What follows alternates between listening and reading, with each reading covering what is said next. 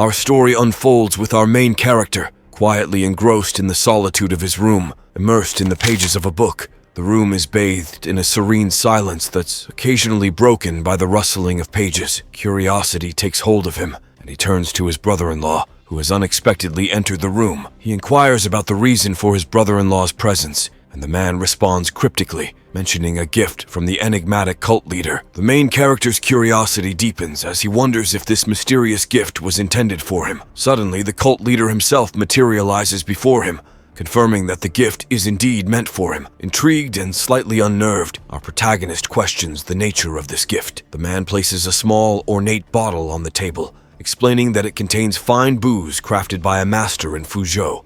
However, the cryptic revelation follows that it is not liquor, but a deadly poison. The gravity of the situation dawns upon him as he recalls his 7-year residence in this remote village, marked by his disinterest in seeking power or influence. He begins to contemplate whether his efforts to distance himself from the cult have been in vain. With a sense of foreboding, he asks his brother-in-law about the number of men he has brought along. The response is that he has assembled a formidable group of 32 high-ranking Haisha followers. Yet, a nagging doubt lingers, the uncertainties of this world. Our main character closes the book he was previously engrossed in, prompting his brother-in-law to comment on his perceived weakness as a scholar engrossed in books and art. Unfazed, our protagonist asserts that his brother-in-law has gravely underestimated him, leaving the man puzzled. Suddenly, an aura of imminent danger fills the room, and the desk before our protagonist shatters as a book falls to the ground. Startled, his brother-in-law witnesses this ominous transformation,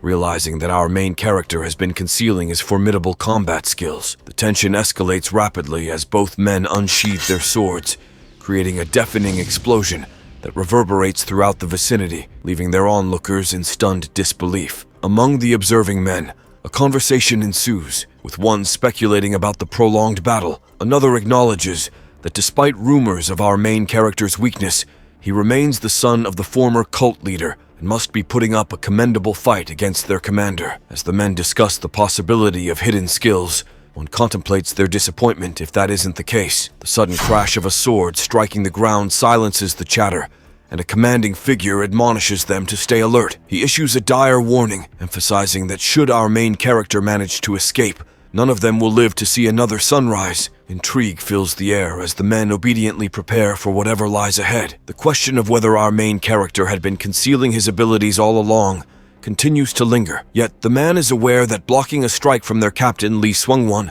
requires unparalleled expertise, and it seems implausible that our protagonist could match such a formidable opponent. Doubts persist as they await the unfolding of this potentially fateful encounter, with suspicion mounting that Lee Sungwon might have ulterior motives for prolonging the challenge against our main character. Before we continue, take a moment to answer the question of the day: demon energy or holy energy?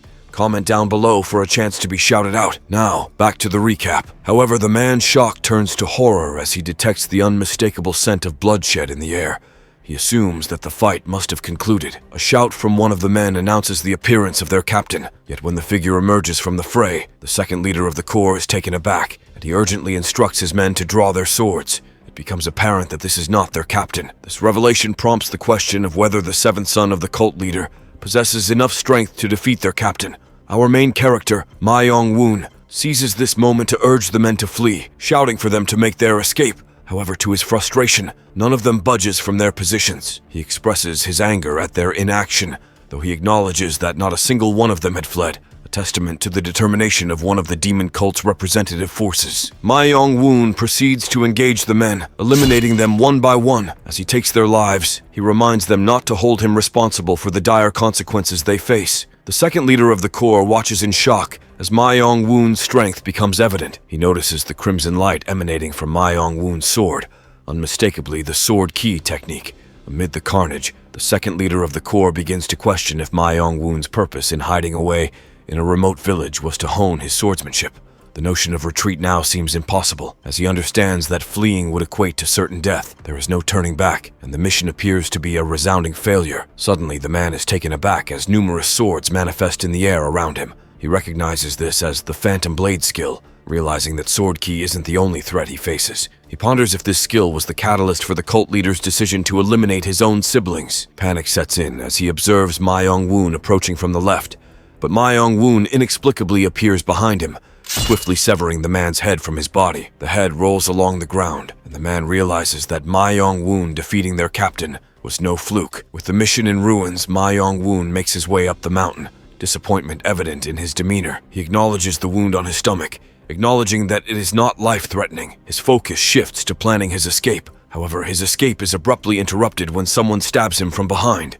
Ma Young-woon looks down to see a sword piercing through his chest. The assailant explains that he foresaw this outcome, recognizing that Ma Young-woon's phantom blades far surpass his own skill level. Ma Young-woon turns to face his attacker, realizing that it is Ma Young-gak, accompanied by the heavenly demon god cult leader. Ma Young-woon looked at Ma Young-gak with a mix of anger and disbelief, as his brother explained that the technique he had used was the heavenly demon god arts number 13, the heavenly demon ray. It was the second time he had employed this powerful technique. Ma Young-woon couldn't help but wonder if Ma Young-gak was somehow suggesting that he should take pride in being the one it was used against. Deep down, he knew that his chances of surviving this encounter had been slim from the beginning. Addressing Ma Young-gak as Hyung, meaning brother, Ma Young-woon mustered his strength to ask one last question. Ma Young-gak, with a smile, encouraged him to speak, willing to listen to his little brother's final words. Ma Young-woon questioned Ma Young-gak's motives, expressing his surprise that Ma Young-gak had gone to such great lengths. He confessed that he had never contemplated taking their father's position and asked why Ma Young-gak had pursued it so relentlessly. In response, Ma Young-gak inquired if Ma Young-woon had forgotten the fundamental law of the heavenly demon god cult, where the winner claimed everything and the losers forfeited it all. It was a law they had all grown up with, and Ma Young-gak questioned if Ma Young-woon was challenging this fundamental principle. As Ma Young-woon's blood dripped onto the ground, he stubbornly declared that he didn't care about the cult's law and order. Pain overwhelmed him, and he collapsed to the ground. Ma Young-gak nonchalantly asked if Ma Young-woon had anything else to say. Ma Young-woon, realizing he had reached his limits, struggled to move his legs but couldn't. Ma Young-gak turned away and informed him that he would bury him in a place where the sun would shine on his grave. Despite his anger and frustration, Ma Young-woon couldn't find the strength to respond as Ma Young-gak walked away, leaving him writhing in pain. He contemplated if this was truly the end for him, feeling even more infuriated because he couldn't retort to his brother's words. Suddenly, a voice from someone nearby asked if he regretted his actions. Ma Young-woon admitted that he would be lying if he said he didn't. He also acknowledged that he shouldn't have run away back then. The mysterious voice inquired if he wished to fight again, to which Ma Young-woon replied that if it were possible, he would fight with all his might. The voice praised him, saying, "Good." Then excruciating pain enveloped Ma Young-woon, making it difficult for him to breathe. He wondered if he had fallen into the waters held by the heavenly demon god cult, questioning if he was guilty of sin. He believed that the true culprits were Ma Young-gak and his other brothers, who had allowed such a dishonorable family feud to persist. In his view, he shouldn't be the one going to hell. However, he was suddenly pulled from the water by a lady who asked if he was all right, urging him to breathe. Ma Young-woon looked around in shock, recognizing the place as the Demon Palace, where the cult leader and other important members resided. Then someone called him an idiot and sarcastically asked him how he had enjoyed his ordeal. Ma Young-woon's confusion deepened as he turned to see Ma Young-tak, but as a younger version of himself. He slowly got to his feet, dismissing the bizarre encounter as a horrible dream. He questioned aloud if he had somehow fallen into the same hellish realm that Ma Young-gak had entered. However, this remark infuriated Ma Young-tak, who snapped at him, demanding to know what he was babbling about, and insultingly referred to him as a mongrel. Unwilling to back down, Ma Young-woon retorted by calling Ma Young-tak a pig once again. This further enraged Ma Young-tak, who angrily insisted that Ma Young-woon repeat the insult. Ma Young-woon obliged, and Ma Young-tak, in a furious tone, called him a mongrel again. The tension escalated, and Ma Young-tak taunted Ma Young-woon, mocking him and shoving him hard while shouting insults. The force of the shove sent Ma Young-woon tumbling into the water once more. Filled with anger, he climbed back to his feet, frustrated that he had allowed himself to be pushed around by someone he perceived as weak. The water gradually calmed, and as he looked at his reflection, he was stunned to see his face resembling how it had looked when he was just 11 years old. Seizing the opportunity, Ma Young-tak furiously told Ma Young-woon to drown to death and attempted to kick him, but Ma Young-woon agilely leaped away to avoid the attack. He faced Ma Young-tak, who was now laughing and calling him a slippery bastard. Suddenly, an intervening figure appeared between them, urging them to stop. Ma Young-woon recognized the man as Jong-moon, but something was amiss. Jong-moon was supposed to be in his 50s.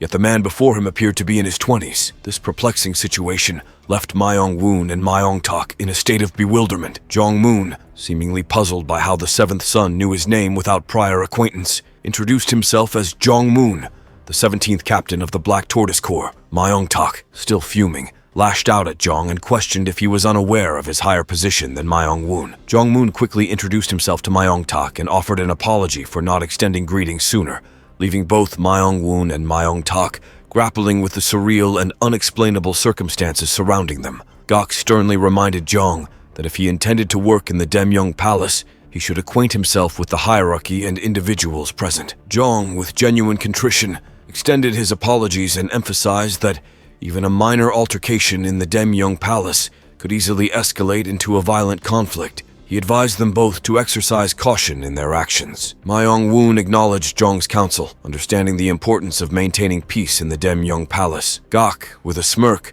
assured Jong that he was merely engaging in some playful banter with his younger brother. With that, Gok turned and departed, leaving Myong-woon alone with his thoughts. Alone, Myong-woon found himself contemplating the strange turn of events. He remembered a traumatic incident from 27 years ago when his sixth elder brother had pushed him into a pond, and he had nearly drowned due to his inability to swim. The near-death experience had led to him suffering from a severe cold for over 10 days. Now, faced with his smaller, childlike hand, he pondered if he had been transported back in time. He considered that, under normal circumstances, he might dismiss this as a dream. However, the undeniable reality of his past experiences made him conclude that the mysterious voice that had questioned him and the abyss had granted him a second chance at life. Although he remained uncertain about the identity of the mysterious voice, Myong-woon made a solemn vow. In this new life, he would fight with unwavering determination and fulfill his promise, no matter the challenges he encountered. His ultimate goal was to defeat Myong-gak,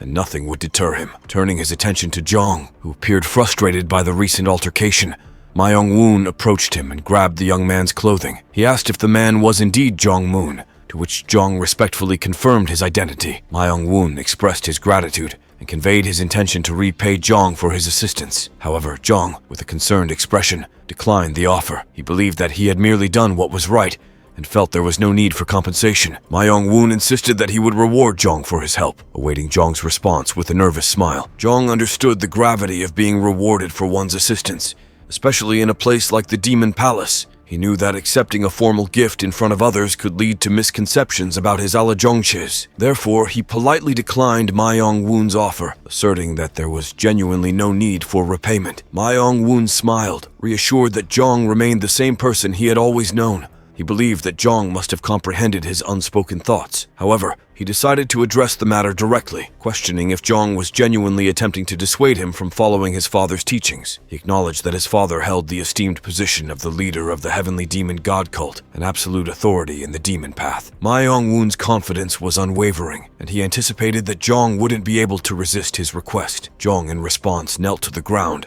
and expressed his disbelief that Myong-woon would dare to make such a request. He sought forgiveness for the apparent transgression. Myong-woon, displaying an air of pride, assured Jong that there was no need for forgiveness. He simply wished to adhere to his father's teachings. This acknowledgement left Jong silently resigned, recognizing that he should not hesitate to accept the wishes of one of the greatest swordsmen. With respect, Jong agreed to follow Myong-woon's desires. Moments later, another man approached, inquiring about the situation. Myong-woon explained that it was just a minor incident involving water. He identified the man as Kang Ha-won, the head manager of the West Quarters, who had initially objected to his appointment there. Myong-woon recalled that Ha-won had desired to be appointed to the North Quarters, where his fifth elder brother resided. He understood that Ha-won had significant connections and wasn't sure why Ha-won had been assigned to the West Quarters instead. Myong-woon deduced that this was likely the reason someone had handed him a towel. The lady present apologized for the incident and explained that it was a matter between the sixth sir, implying that she couldn't intervene. Ha-won, visibly upset,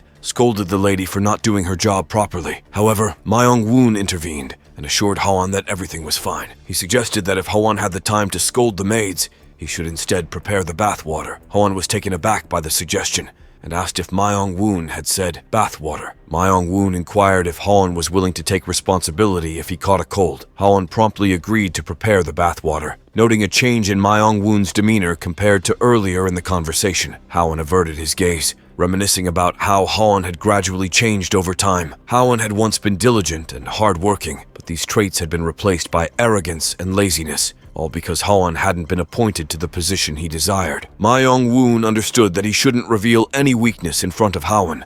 The maid informed them that the bathwater was ready, prompting Ma Yong-woon to walk past Hawan and issue orders for Hawan to ensure no one entered while he bathed. The maid obediently acknowledged his instructions, but Hawan wondered if Ma Yong-woon's voice had always been so loud. He stopped in his tracks, irritation evident, and demanded Hawan's response. Hawan, unfazed, simply glared at Hawan and reiterated his instructions, emphasizing the importance of keeping intruders out. Hawan reluctantly acknowledged his understanding, and Ma Yong-woon continued toward the bathroom. Ma Yong-woon's quarters, known as the West Quarters, were located near the West Gate. Here, his maidservants and the head manager jointly cared for him. Despite being the lowest ranked among his brothers, Ma Yong-woon still held the potential to become a cult leader. As he settled into the warm water in the bathroom, Ma Yong-woon couldn't help but reflect on the passing years. He realized that he had aged considerably. Thinking of what elderly people often say, he remembered that before his previous life ended, he had been approaching his 40s, an age where he wasn't quite old, but certainly not young either. However, he intended to believe that he was still young at heart. Examining his body, Ma Yong-woon noted that it didn't appear as good as he would have liked. Even his bones seemed thin. Recalling his encounter with his master, he mused that it had been 3 years since they had met. At the age of 15, his father had appointed Wang Jun as his master in the Phantom Sword Arts. Though he had quickly mastered everything related to Phantom Sword Arts, there had been an issue with the Phantom Blades technique. While Ma Yong-woon couldn't match up to his master in terms of the Phantom Blades, he was proud of having resolved all the misunderstandings related to the technique. However, he acknowledged that he still couldn't compare to Ma Yong-gak, who had mastered the Heavenly Demon God Arts. These legendary martial arts, passed down by the cult leader Chin Ma, were believed to elevate one to the pinnacle of martial arts and beyond. Ma Yong-woon knew that the rumors surrounding the Heavenly Demon God Arts were true. Among all the martial arts within the cult, none could match its power. It was said to be capable of completely disrupting an opponent's inner energy with a single touch, a technique known as the Great Kai Transformation Technique. Additionally, there were other formidable techniques like Ma Yong-jin, the third cult leader, who was nicknamed Demon's Creation, and the Infinite Great Mountain Divine Arts. However, none of these reached the level of the Heavenly Demon God Arts. As he contemplated the martial arts world, Ma Yong-woon wondered about the effectiveness of the 9 sects martial arts, rumored to harness evil forces. He also thought about the Shaolin Temple's Yujin Jin, the Mount USX Violet Cloud Divine Technique, and the Woodwong sect's Tai Chi Sword Arts. However, he dismissed them as insufficient, as they could only deflect an attack from the Heavenly Demon God Arts and not much more. Suddenly, an epiphany struck him, and he exclaimed that he had been foolish. He realized that he didn't need to find a martial art stronger than the Heavenly Demon God Arts. Instead, his path to power lay in becoming the cult leader himself. Meanwhile, outside his quarters, Hawan questioned the maid about the incident involving Ma Yong-woon falling into the pond and the altercation with the 6th Sir. The maid confirmed this, and added that just as the fight was escalating, a member of the Black Tortoise Corps had intervened.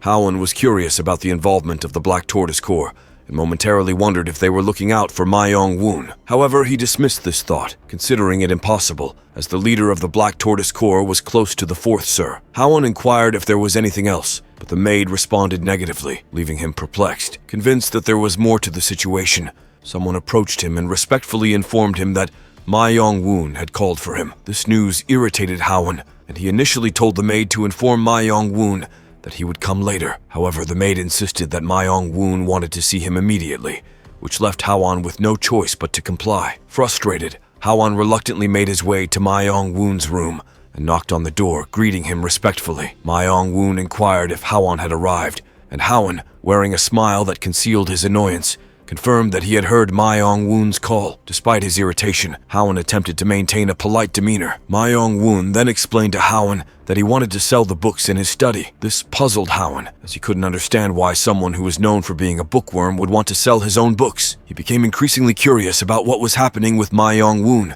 so he asked for the reason behind this decision. Ma Yong-woon responded that he wanted to spend some money. Hawan offered to provide him with pocket money if he needed it, but he was taken aback when Ma Yong-woon stated that he needed 1,000 liang. Hawan initially thought Ma Yong-woon was joking and chided him for taking his jokes too far. However, Ma Yong-woon explained that he was starting a business and that 1,000 liang was a relatively small amount for that purpose. Frustrated, Hawan questioned why Ma Yong-woon suddenly wanted to start a business after all this time.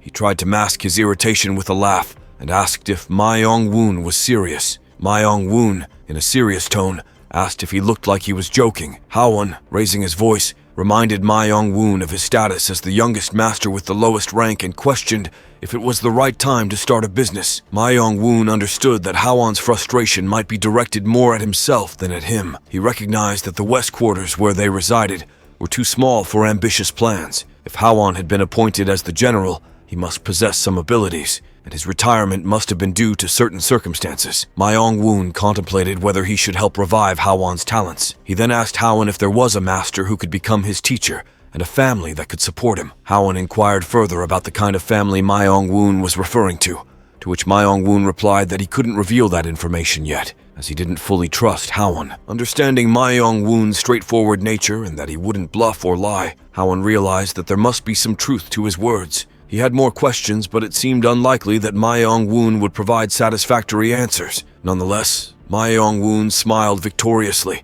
and instructed Howon to prepare a military uniform. Perplexed, Howon questioned the reason for this request. Ma Yong-woon instructed him to use the highest grade silken dress according to the standards of the Black Tortoise Corps. The sudden change in attire left Howon curious and intrigued about Ma Yong-woon's plans. Howon acknowledged Ma Yong-woon's request for a military uniform and asked if he meant the uniform for Jong-moon, the 17th captain of the Black Tortoise Corps. He assured Ma Yong-woon that he would prepare one that fit Jong perfectly. Ma Yong-woon observed how someone's determination could lead to a significant change in their behavior. He asked Howon how long it would take to prepare the uniform, and Howon replied that he could have it ready by the next day if Ma Yong-woon wished. Ma Yong-woon inquired if it could be done even sooner, and Howon agreed to work overnight to make it happen. However, Ma Yong-woon laughed and told Howon that there was no need to torment the attendants, so 3 days would be sufficient. Howon couldn't help but notice the change in Ma Yong-woon's tone, attitude, and the way he naturally gave orders. He wondered if Ma Yong-woon had been hiding his true abilities until now. One thing he was certain of was that someone was supporting Ma Yong-woon from behind the scenes, and neither the cult leader nor the heir seemed to be aware of it. Howon muttered to himself that Ma Yong-woon, the 7th Sir, had no maternal family. 3 days later, Howon presented the military uniform to Ma Yong-woon,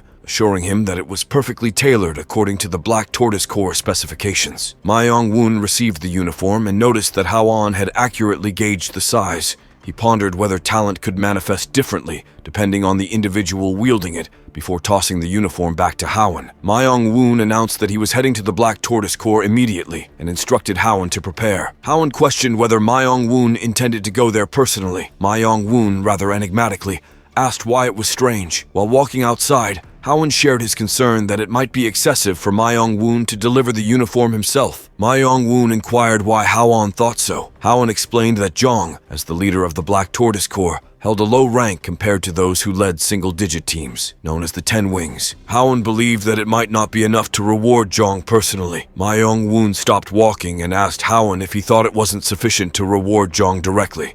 He explained that it was precisely why he was going himself. Howon questioned if Ma Yong-woon was trying to provoke envy from the 4th Sir. Ma Yong-woon asked why Howon believed that was the case. Howon nervously replied that the 4th Sir had a reputation for being envious and suspicious of others. Ma Yong-woon calmly reassured Howon that he had seen through the situation and that the envious 4th brother would not utilize Jong significantly. All they needed to do was pick up Jong. Howon couldn't help but wonder if this was truly a strategy devised by a 12-year-old. Howon commented that Ma Yong-woon was actually a very intimidating person and wondered if he had orchestrated everything with just that one strategy. He asked Ma Yong-woon if there was anything he didn't know and requested that Ma Yong-woon share his thoughts, as he wanted to compare them with his own. Ma Yong-woon explained that he had looked into Jong before creating the clothes and discovered that Jong was an earnest man. However, Jong's martial arts skills were not at the level of a master, despite his unique background. Ma Yong-woon recalled that Jong-moon's father was a relatively unknown martial artist, but his mother hailed from one of the 8 great families of the Great Mountain, the Gizusia clan. Realizing that Jong's maternal family was the Gizusia clan, Ma Yong-woon understood that Jong's advancement in the 4 great protection laws was not solely due to his skills. Howon added that having Jong as an ally would bring them closer to the Gizusia clan, which could be a great asset to Ma Yong-woon's business. However, he emphasized that Ma Yong-woon needed to prove himself worthy of their support. While they were discussing this, a maid presented Ma Yong-woon with a box. Howon inquired about its contents, but Ma Yong-woon simply said he would find out soon, and suggested they proceed to the Black Tortoise Corps. Upon their arrival at the Black Tortoise Corps, Howen called out to the guards and announced that the 7th Sir from the West Quarters had come to visit. The guards panicked and informed their Vice Corps leader about Ma Yong-woon's presence. The Vice Corps leader, considering that something important was happening, decided to call the First Leader. Guan Taek, the First Leader, believed that Ma Yong-woon had genuinely brought his followers with him. He felt that it would be better to handle the situation without resorting to violence, no matter what might be going on. Before we continue, let's take a moment to shout out at Jatin Sharma 4507, who commented, "Third part please," on our Dr. Isekai video. Thanks for commenting. Guan Taek, the First Leader of the Black Tortoise Corps, slammed his fist onto his hand and introduced himself to Ma Yong-woon as the leader of the first team. He inquired about Ma Yong-woon's purpose for visiting the Black Tortoise Corps. Ma Yong-woon responded that he had recently received help from a warrior in the Black Tortoise Squad and had come to express his gratitude. Taek felt relieved upon hearing this, realizing that Ma Yong-woon's visit was not about holding a grudge or causing trouble. Although he had dealt with various cases in the Heavenly Demon God cult, he believed Ma Yong-woon was not the type to create unnecessary conflicts. Taek remembered their vice captain's advice to handle matters independently and thanked him for making his job easier. He held Ma Yong-woon in high regard, considering him better than their vice captain, Illinois Hoon. Taek asked Ma Yong-woon to clarify which warrior from the Black Tortoise Squad he was referring to, and Ma Yong-woon mentioned the 17th team leader, Jong Moon. Taek inquired about the nature of the help Jong had provided, and Ma Yong-woon provided a detailed account. Ma Yong-woon then informed Taek that he had come to reward Jong and asked him to pass on the reward. Taek, who was responsible for obtaining the gift for Jong, questioned why Ma Yong-woon didn't give it directly to Jong. Ma Yong-woon reassured Taek that there was no need to cause trouble for Jong over such matters, as long as his intentions were conveyed. Taek expressed his understanding and agreed to deliver the reward to Jong. He bid farewell to Ma Yong-woon, and after they left, someone opened the gift box while Taek explained that the items inside were rewards granted by Ma Yong-woon. Ma Yong-woon had instructed Taek to open the box as well, but Taek hesitated, suggesting that they should consider the contents carefully. This made Hoon wonder if there was more to the story behind the reward items than he had initially thought. With curiosity, Taek lifted the lid of the box, and Hoon was taken aback by what they found inside. Inside the Black Tortoise Corps, panic ensued as they discovered the contents of the box, which turned out to be the Converging Clouds hard arts. Someone exclaimed that this was a problem. Meanwhile, outside, Ma Yong-woon and Hwan were walking and discussing what Ma Yong-woon might have placed in the box. Hwan speculated that it could be a hidden dagger or a secret letter. He noticed that Ma Yong-woon had a sad expression, but Ma Yong-woon corrected him, saying it wasn't sadness but something he couldn't easily figure out. Hwan then asked if the object inside the box was a silver ingot, but Ma Yong-woon pointed out that he wouldn't have access to silver ingots. It was at this point that Ma Yong-woon revealed that it was the Converging Clouds hard arts. Hwan was shocked and questioned why Ma Yong-woon would give away such a valuable martial arts book so easily. He suggested that they could return it to Jong, but Ma Yong-woon signaled him to stop talking and proposed that they go back and recreate it. Hwan was confused by this and asked what Ma Yong-woon meant by making it again. Ma Yong-woon explained that he had memorized the entire Converging Clouds hard arts and could write down what he had memorized to create another volume of the book. Hwan was amazed by Ma Yong-woon's ability to memorize such a complex martial arts technique and realized that Ma Yong-woon was on a different level when it came to martial arts skills. Back in the Black Tortoise Corps headquarters, Taek and Hoon were examining the Converging Clouds hard arts book found in the box. Taek questioned why it was there, and Hoon mentioned that it might be a reward sent by Ma Yong-woon to Jong, according to his words. However, Taek thought it was too extravagant to be considered a reward. Hoon expressed concern that if word got out that a Black Tortoise squad team leader had received such a gift from Ma Yong-woon, the 4th Sir would become suspicious and might order Jong to be removed from his position. Taek suggested returning the reward, but Hoon pointed out that they had already received it, and returning it now would create a problem for Ma Yong-woon's position. Taek turned to him, uncertain of their next steps. He asked for guidance, and the man advised him on a course of action. Together, they discussed how to resolve the situation. Antique, however, expressed reservations about the plan, deeming it only a temporary solution. The following day, within the confines of headquarters, Hwan was surprised to find the man there so early. Curious, he called upon the man's team leader, Jong, who appeared flustered from his hurried arrival. Jong explained to Hwan that he had come to meet Woon, prompting Howen to inquire about the purpose of his visit. Jong hesitated, hesitant to disclose his reason. Frustrated, Howen asked if he was incapable of sharing it, to which Jong reluctantly replied in the affirmative. Howen reminded Jong of his role as the director serving under Woon, and stressed that he couldn't facilitate a meeting with Woon without knowing the reason. Howen, overhearing the conversation, instructed Jong to leave. Desperate, he chased after Howen, pleading for an opportunity to explain. On his knees, he begged Howen to help him, emphasizing the importance of his request. After some consideration, Howen asked if Jong's matter was truly that significant, and Jong replied with an earnest affirmation. Understanding the gravity of the situation, Howen reluctantly agreed to let Jong wait for the opportunity to meet with Woon, much to Jong's surprise. A minute later, Howen entered Woon's room and informed him of Jong's early morning visit. Woon speculated whether Jong's purpose extended beyond returning the Converging Clouds Hard Arts book, leaving Howen perplexed. He questioned if Jong had an ulterior motive, but Howen countered, asking if that was necessarily a negative proposition. Woon smiled, pondering whether his fourth brother's jealousy had resurfaced, or if the rumors originated from within the Black Tortoise squad. Woon considered the situation and decided that it would be best to meet with Jong instead of sending him away. However, Howen raised a valid point, expressing concern that reclaiming the Converging Clouds Hard Arts book might not reflect well on them. Woon agreed, acknowledging that they should avoid taking it back, but Howen reminded him that Jong had come specifically to return it. With confidence in his plan, Woon instructed Howen not to worry and to allow Jong to enter. What will happen next? Find out next time by staying tuned for our future recaps. Don't forget to like and subscribe for more great recaps.